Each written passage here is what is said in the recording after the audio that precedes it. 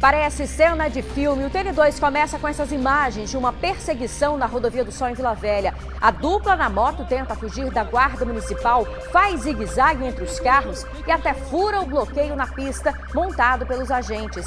Esta dupla foi de Terra Vermelha a Coqueiral de Itaparica em fuga. 20 minutos de perseguição. Quando viram que não tinha mais jeito, pediram trégua. O motivo da fuga: o piloto empinou a moto, não acatou a ordem de parada e, para completar, ele não tem habilitação. Como colocaram vidas em risco, serão apresentados na delegacia para investigação.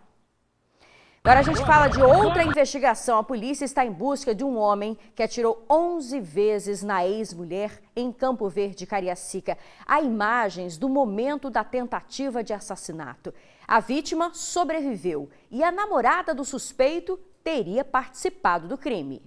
Nas imagens é possível ver a motocicleta passando. Repare na parte de cima do seu vídeo. O casal está no veículo, chega perto de uma casa e atira. É possível ouvir os disparos. E na sequência, os vizinhos indo à janela para tentar entender o que aconteceu. Ouça mais uma vez o momento em que eles atiram contra a vítima. A vítima é uma atendente de padaria de 22 anos. Ela estava em casa, no bairro Campo Verde, em Cariacica. Esperava o filho de 4 anos, que estava com o pai, de quem é separada há pelo menos 3 anos. A vítima contou que foi chamada no portão e quando chegou na varanda, acabou sendo atingida pelos 11 disparos. Isso mesmo que você ouviu. 11 tiros. E mesmo ferida, ela ainda conseguiu contar para os policiais que quem efetuou os tiros, esses disparos, foi o ex-companheiro, o pai do filho dela.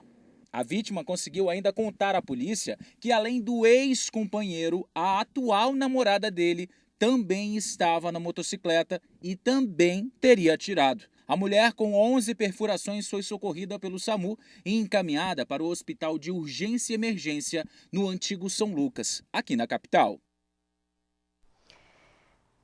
Olha, o crime está sendo investigado pela Divisão Especializada de Homicídios e Proteção à Mulher. Nenhum suspeito foi preso até o momento. A polícia investiga o assassinato de um homem de 40 anos morto durante um assalto na Serra. Ele não conseguiu desbloquear o celular e os ladrões atiraram. No fim de semana, a vítima voltava de uma pescaria com um afilhado em Balneário Carapebus quando foi abordada por 2 bandidos. Eles exigiram o celular, ordenaram que ele desbloqueasse o aparelho. A vítima teria ficado nervosa, não conseguiu fazer o desbloqueio e os criminosos atiraram.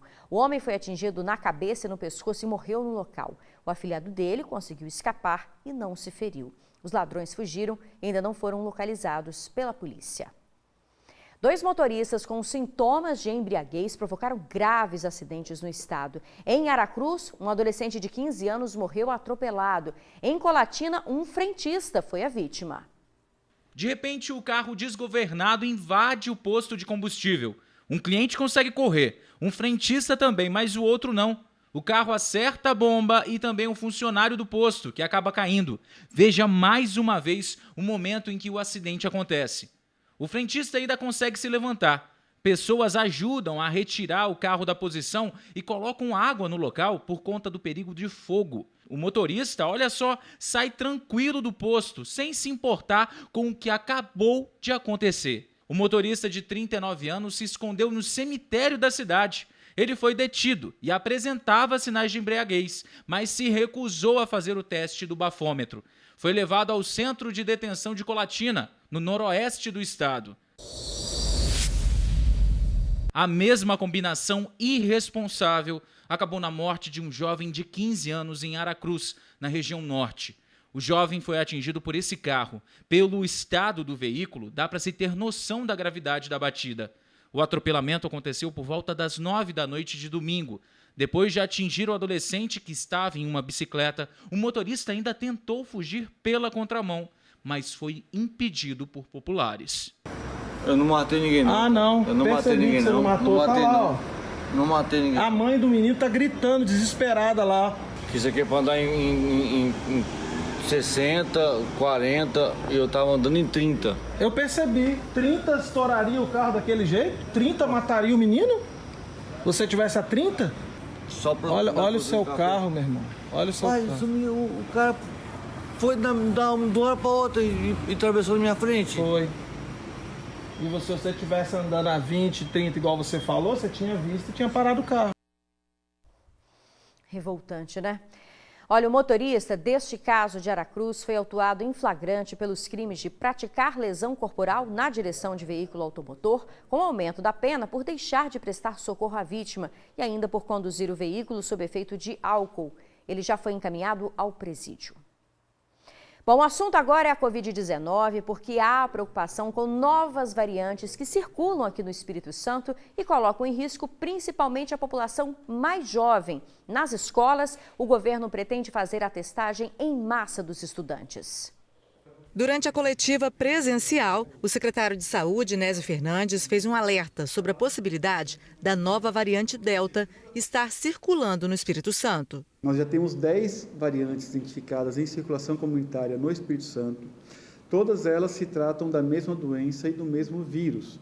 No entanto, algumas variantes de preocupação, como a Gama e a Delta, conhecida então, a Gama no caso, conhecida como a variante brasileira, a P1, elas implicam em riscos maiores para o controle da pandemia, principalmente dadas as suas características de alta transmissibilidade e a característica da variante Gama, por exemplo, em infectar jovens e pessoas não imunizadas ainda, jovens que ainda não foram imunizados pelo Programa Nacional de Imunização. Nésio Fernandes destacou que após reunião com representantes dos municípios, 2.000 estudantes e profissionais da educação devem ser testados diariamente e crianças com sintomas também precisam realizar o teste. Nós ofertamos a todos os municípios capixabas que queiram adotar a estratégia de testagem em massa nas escolas, nós estamos ofertando a estrutura que o LACEN possui, associada à capacidade nossa de compra da rede privada e aos testes, os mais de 500 mil testes de antígenos que estão sendo comprados essa semana pelo Estado para garantir uma testagem em massa em todas as idades no nosso Estado.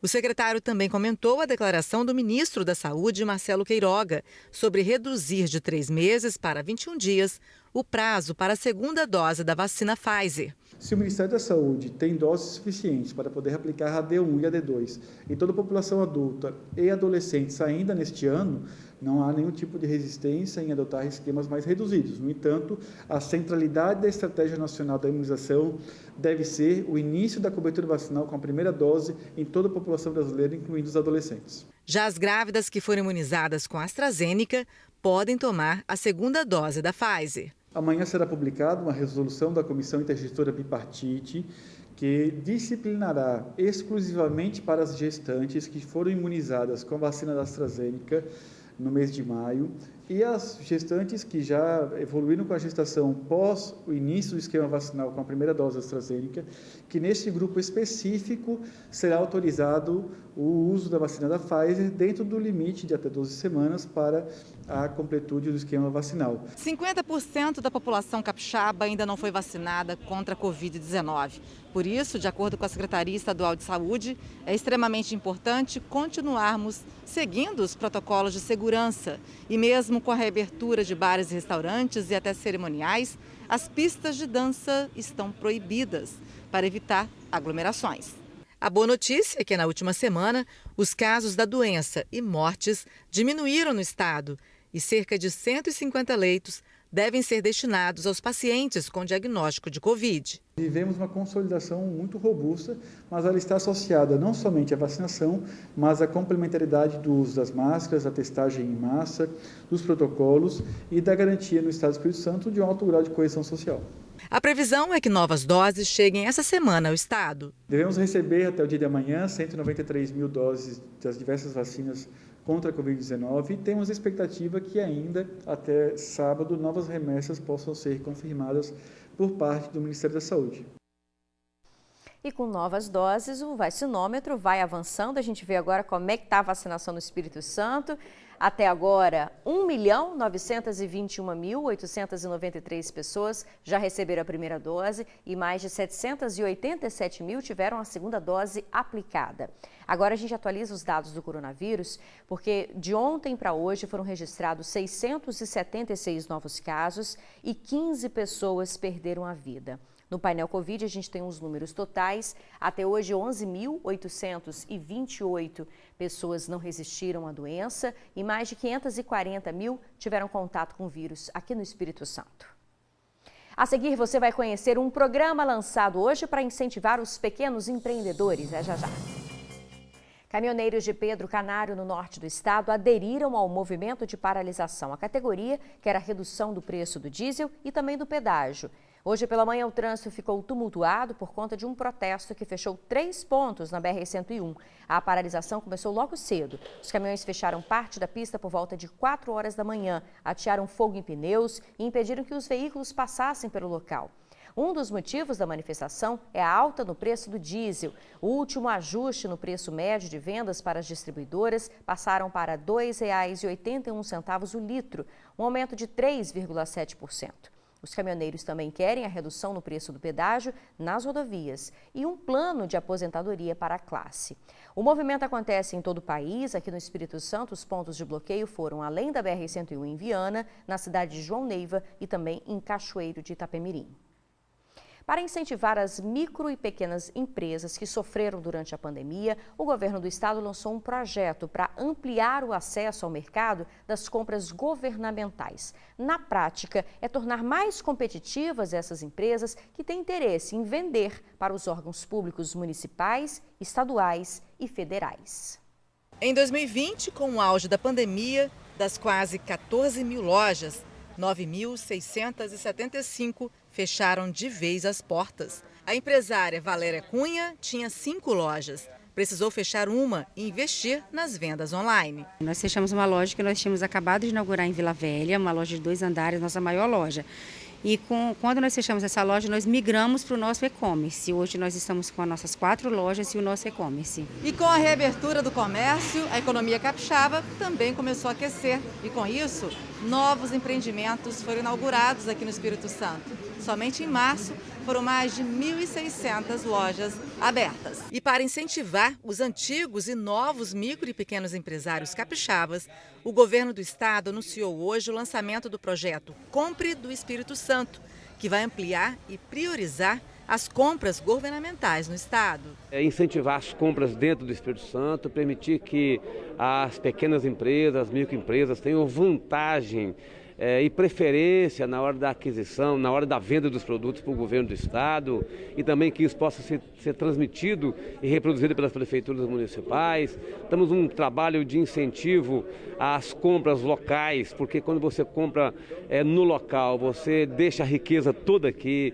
a prosperidade toda aqui, o emprego todo aqui e você então incentiva muito a economia e protege o meio ambiente. Então a micro e pequena empresa aqui do Espírito Santo agora passa a ter como critério de desempate vantagem para que o gestor da pasta, o secretário estadual, por exemplo, o gestor de um órgão do estado do Espírito Santo, ele possa ter como critério de desempate a contratação de uma micro e pequena empresa capixaba se ela estiver concorrendo. Para o Wallace, que é filho de Valéria, o projeto vai contribuir para o crescimento e competitividade do comércio capixaba. Essa vantagem que vai dar para a gente aqui vai ajudar muito, principalmente o micro e o pequeno empreendedor, porque com certeza foi as empresas mais afetadas com a pandemia, porque não tem muito recurso para se manter. E como a gente já trabalha com o governo, a gente sabe que isso aí é muito importante, porque às vezes vem empresa de fora, a gente vai ter uma vantagem em cima deles. As empresas interessadas serão capacitadas pelo SEBRAE. Em Cariacica, a Polícia Rodoviária Federal apreendeu 10 quilos de maconha dentro de um carro. A droga estava no porta-malas do veículo, que foi parado pelos policiais na BR-101, na altura do bairro Mucurici. Os 15 tabletes de maconha estavam embalados em papel alumínio e escondidos numa caixa. Debaixo do banco, uma pistola foi encontrada. 2 jovens de 24 e 27 anos foram autuados por tráfico de drogas e levados ao centro de triagem de Viana. Você sabe o que o capixaba quer fazer quando a pandemia passar? Você vai ver o resultado da pesquisa já já.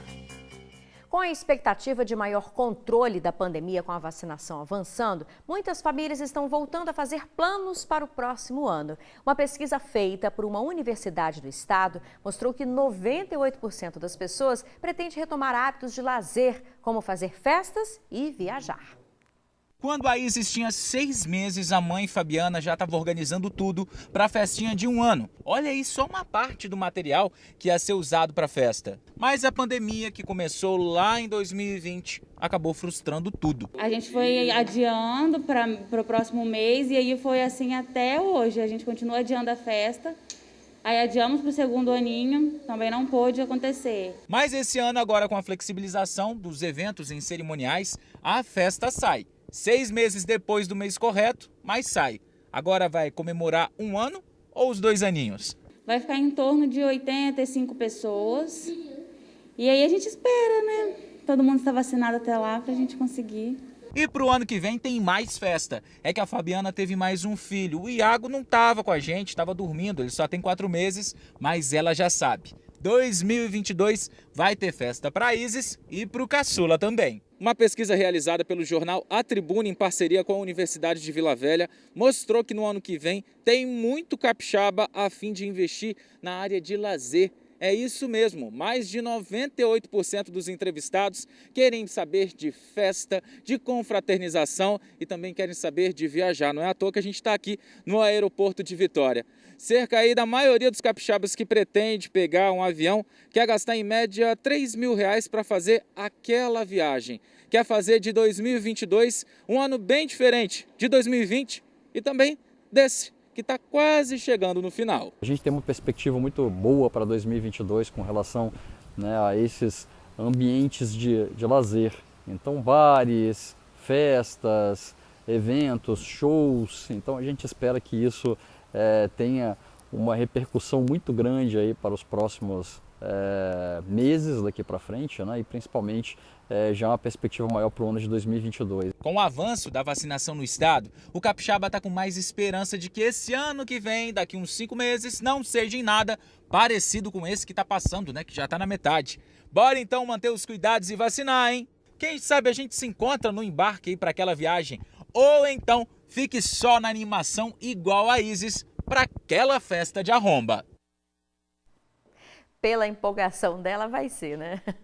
A pesquisa foi feita entre os dias 19 e 21 de julho, com 165 participantes, entre mulheres e homens acima de 18 anos e moradores da Grande Vitória. Bom, por hoje o TN2 termina aqui. Outras informações no nosso portal de notícias, Tribuna Online. Boa noite para você.